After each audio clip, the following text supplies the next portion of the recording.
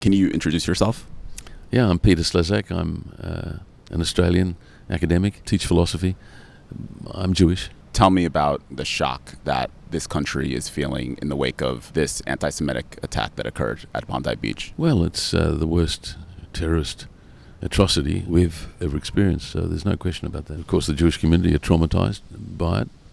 Bibi Netanyahu has blamed the anti-Semitic attack on Australia's recognition of a Palestinian state, saying that the Australian Prime Minister Albanese has poured fuel on the anti-Semitism fire. What did you make of this statement, and what impact is that having? Netanyahu is insane. This is a stupid and completely inappropriate thing to say. The idea that Albanese, for having recognized the state of Palestine, which I don't know how many hundred countries in the world have done, because it's well overdue, how on earth can that be connected to two mass murderers who commit an atrocity? But it tells you a lot about how Israel and the government there are trying to drive this narrative. My parents were Holocaust survivors. My mother and grandmother survived Auschwitz. My mother described coming into Auschwitz on the train in a cattle truck. Part of her family immediately went straight to the gas chambers. You know, I grew up with my mother's stories, and I choke up sometimes trying to tell those stories. Just my mother's experiences are very deep in me, and the Palestinians weren't to blame for the Holocaust. They shouldn't have paid the price, and they've been paying it ever since. To put it bluntly, the Holocaust has been exploited by Israel to justify its crimes against the Palestinians.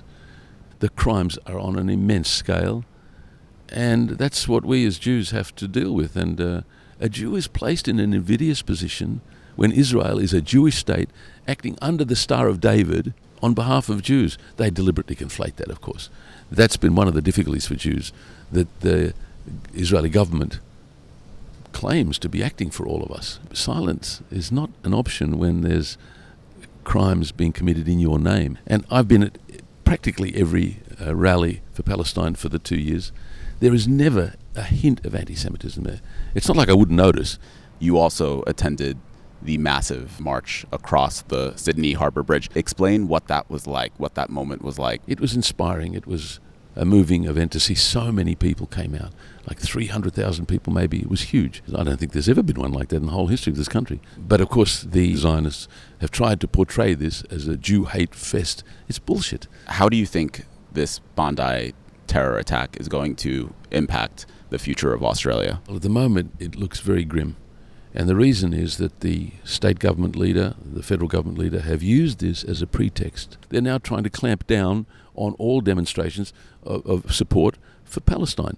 They want to say, in fact, they're trying to even legislate formally that any criticism of Israel is necessarily anti-Semitic. Well, it just isn't, because there's plenty of reason to be critical of Israel. We in Australia manufacture some parts of the F-35 jets that are bombing Gaza. We're actually part of the supply chain of parts that are directly involved in killing people in Gaza. This has been an important concern here. So this is a very dark time when free speech and the possibility of dissent are being threatened. And I think of when Desmond Tutu said, in a case of injustice, to be neutral or to be silent is to side with the oppressor. I've heard before the saying that Palestine is the great litmus test of our time. I'm American. As a U.S. taxpayer, my money is directly funding the bombs that are being dropped on refugee camps, hospitals. If we live in countries that are directly funding this genocide, it's up to all of us to speak out about it, right? And America's most to blame. There's no question about that.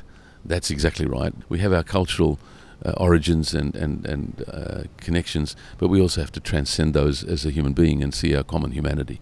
And I think that's our responsibility. All right, well, thank you so much, Peter. I really appreciate it. Thank you. I appreciate the chance to talk with you. Thanks a lot.